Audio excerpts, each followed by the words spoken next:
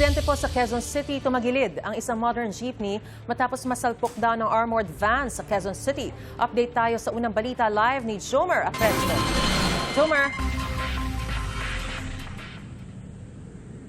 Maris, hindi bababa sa 15 pasahero ang sugatan matapos tumagilid ang isang modernized jeep dito sa bahagi ng Quezon Avenue sa Quezon City mag-aalas 5 ng madaling araw kanina.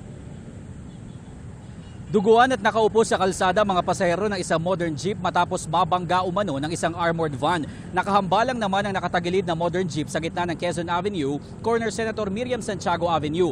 Isang pasahero ang naipit sa ilalim ng jeep at mag-aalas 6 na ng umaga nang mailabas siya mula rito. Naisugod naman na sa iba't ibang ospital ang mga pasahero. Kwento ng driver ng modern jeepney na may biyahe papuntang Pasay City, nagulat na lang sila nang may biglang bumangga sa kanilang likuran. Ito raw ang dahilan kung bakit tumagilid ang kanilang jeep. Biting the red light yung armor eh. Ay nakaguna kami. Kaya binangga niya kami sa kanang bahagi ng hulihan.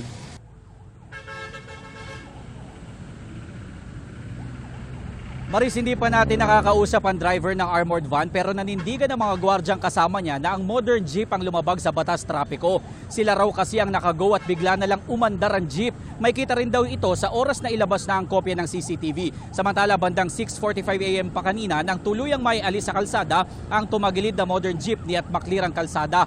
Tuloy-tuloy na ulit ang daloy ng trapiko dito sa Quezon Avenue sa mga oras na ito. At yan ang unang balita mula rito sa Quezon City. Ako po si Jomer Apresto para sa GMA News.